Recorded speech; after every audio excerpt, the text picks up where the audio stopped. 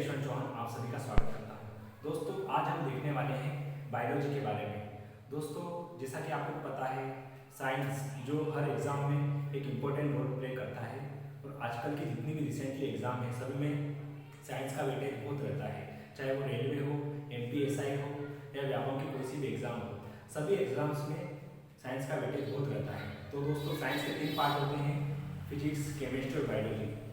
तो दोस्तों आज हम देखने वाले हैं बायोलॉजी के बारे में कि बायोलॉजी की शुरुआत कैसे हुई, कहाँ से हुई, इसके बारे में आज हम देखने वाले हैं। तो दोस्तों बायोलॉजी को बेसिकली 2 भागों में बांटा गया है, जंतु विज्ञान और वनस्पति विज्ञान। जूलॉजी और बॉटनी 2 भागों में इसे बांटा गया है। दोस्तों अगर जंतु विज्ञान के अंदर अपन जनक देखें तो ये अरस्तु हैं जिन्होंने अपनी पुस्तक हिस्टेरिया इनिमेलियम लिखी है। और वहीं अगर अपन ये वनस्पति विज्ञान के बारे में देखें तो इसके जनक थियोफ्रास्टस हैं जिन्होंने अपनी पुस्तक हिस्टेरिया प्लांटरम लिखी है। तो दोस्तों ये तो था बायोलॉजी का बेसिक इंट्रोडक्शन। इसके बाद हम आगे देखने वाले हैं बायोलॉजी के आगे चैप्टर के बारे में जो कोशिका और कोशिका विज्ञान है। तो दोस्तों बायोलॉजी के बारे में हमने देख लिया, अब हम देखेंगे बायोलॉजी के प्रथम चैप्टर कोशिका और कोशिका विज्ञान के बारे में, जो बायोलॉजी का फर्स्ट चैप्टर है। तो दोस्तों कोशिका क्या है, सबसे पहले अपन ये समझ लेते हैं। कोशिका जीवन की संरचनात्मक और कार्यात्मक इकाई है।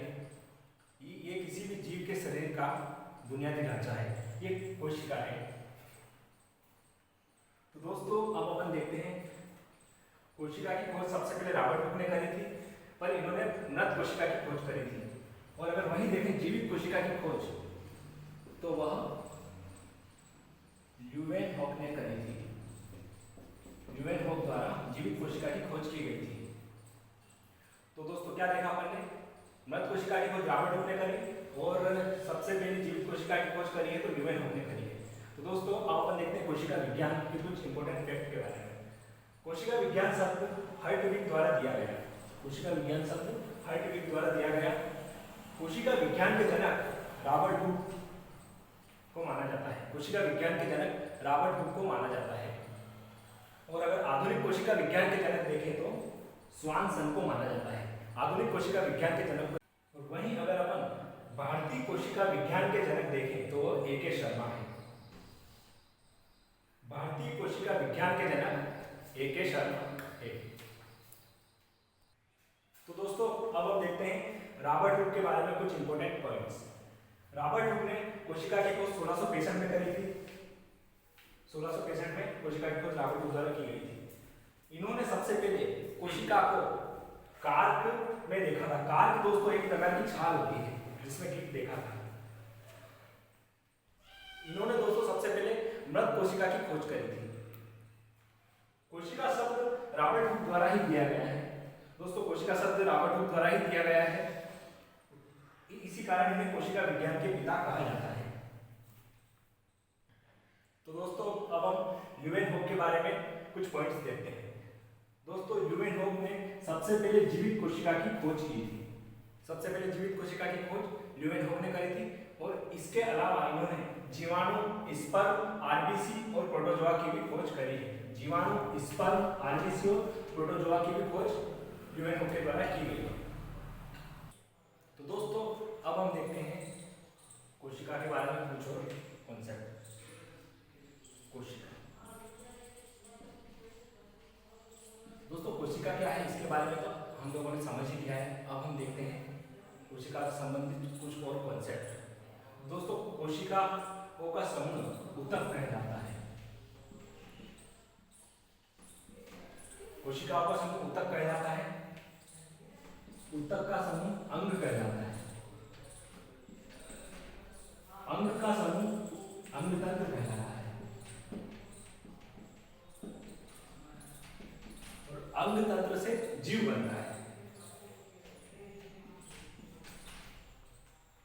तो दोस्तों कोशिकाओं का समूह ऊतक कहलाता है। ऊतक का समूह अंग कहलाता है। अंग का समूह अंगतंत्र बनता है और अंगतंत्र से जीव बनता है। दोस्तों अब हम कोशिका सिद्धांत के बारे में देखने वाले हैं। कोशिका सिद्धांत।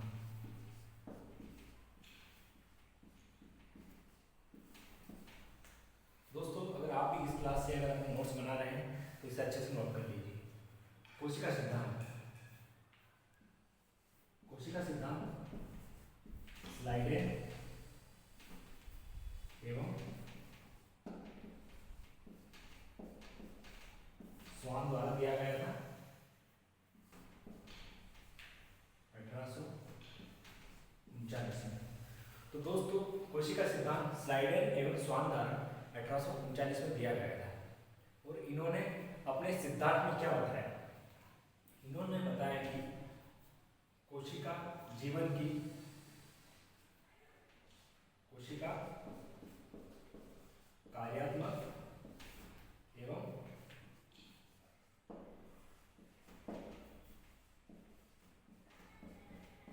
संरचनात्मक इकाई है। कोशिका कार्यात्मक और संरचनात्मक इकाई है। इन्होंने बताया कि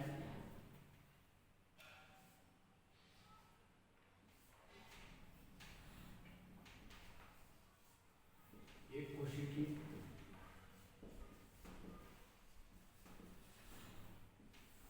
एवं बहुकोशिकी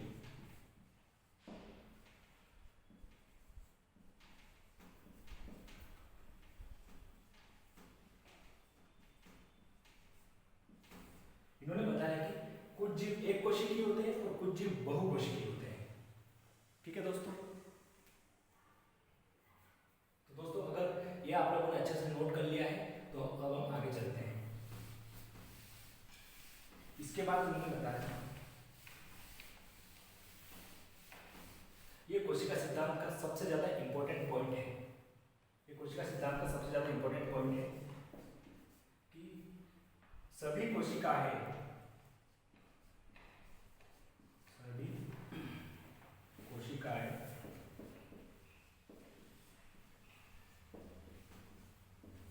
पूर्ववर्ती कोशिकाओं से निर्मित होती है। पूर्ववर्ती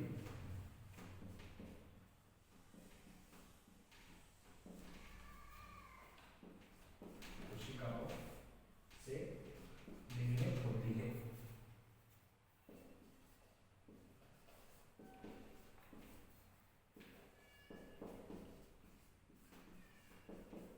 ठीक है दोस्तों। तो ये कोशिका सिद्धांत का सबसे ज्यादा इंपॉर्टेंट पॉइंट है। सभी कोशिकाएं पूर्ववर्ती कोशिकाओं से ही निर्मित होती है, अर्थात जो भी नई कोशिकाएं बन रही है वो पुरानी कोशिकाओं से ही निर्माण होती है। नई कोशिकाओं का निर्माण पुरानी कोशिकाओं से ही होता है। तो दोस्तों ये भी आपने अच्छे से नोट कर लिया होगा। अब हम और आगे चलते हैं।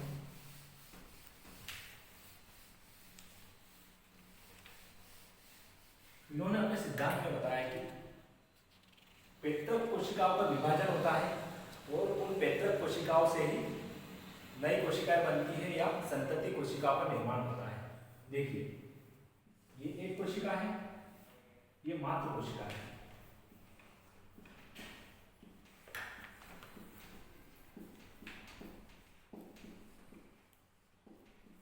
ये मातृ कोशिका है। इस मातृ कोशिका का विभाजन होता है और इस मातृ कोशिका से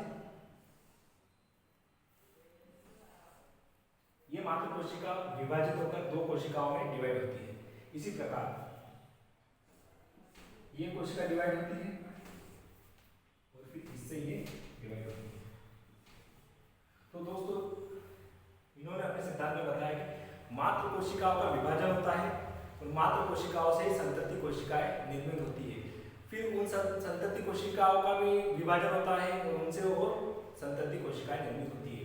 तो इसी प्रकार पुरानी कोशिकाओं के विभाजन से नई कोशिकाओं का निर्माण होता है। ये इन्होंने अपने सिद्धांत में बताया था और यह सिद्धांत सबसे ज्यादा प्रसिद्ध है।